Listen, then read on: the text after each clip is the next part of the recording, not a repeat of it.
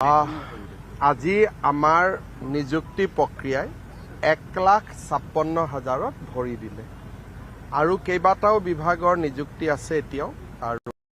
পৰ্যায়ক্ৰমে সেই নিযুক্তিখিনিও 10 ফেব্ৰুৱাৰীৰ আগতে আমি গোটেই নিযুক্তিৰ প্ৰক্ৰিয়াখিনি সমাপন কৰিম আৰু মোৰ মনে হয় যে আমি এটাও হাইকোৰ্ট কেছ নোহোৱাকৈ 1 লাখৰ জেগাত 1.5 লাখ 1,60,000 নিযুক্তি এইটো যোৱা 5 বছৰৰ এটা ডাঙৰ প্ৰাপ্তি আৰু মই ভাবোঁ যে এই গোটেই মডেলটো ইতিমধ্যে বিভিন্ন ৰাজ্যই আমাৰ লগত কথা পাতি তেওঁলোকে আমাৰ পৰা লৈও গৈছে লাহে লাহে গোটেই ভাৰততে এই নিযুক্তিৰ প্ৰক্ৰিয়াটো এটা আদৰ্শ হিচাপে বহুত ৰাজ্যই আমাৰ পৰা লৈ যাব।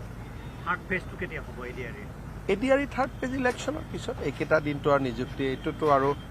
বিহু গ'লে ইলেকশ্যনৰ ডেটে এনাউন্স হৈ যাব দেখোন যোৱাবাৰ 27 ফেব্ৰুৱাৰীত ইলেকশ্যন এনাউন্সে হৈছিল। 10 ফেব্ৰুৱাৰীত কিমানমান টাৰ্গেট হ'বগে 1,70,75 এনেকুৱাৰ ভিতৰত হ'ব গোটেই নিযুক্তিটো আৰু ইয়াত আমি কণ্ট্ৰেকচুৱেলখিনি যোগ কৰা নাই যিবিলাক কণ্ট্ৰেকচুৱেল আছে সেইখিনি বেলেগ কণ্ট্ৰেকচুৱেলতো মই লিষ্টখন দিম তাতো 50-60,000 আমি দিছোঁ যোৱা 5 বছৰ কিন্তু এতিয়ালৈকে মই কণ্ট্ৰেকচুৱেলৰ লিষ্টখন বনোৱা নাই কাৰণ আমি ৰেগুলাৰ এপইণ্টমেণ্টখিনি এতিয়া কৈ আছোঁ।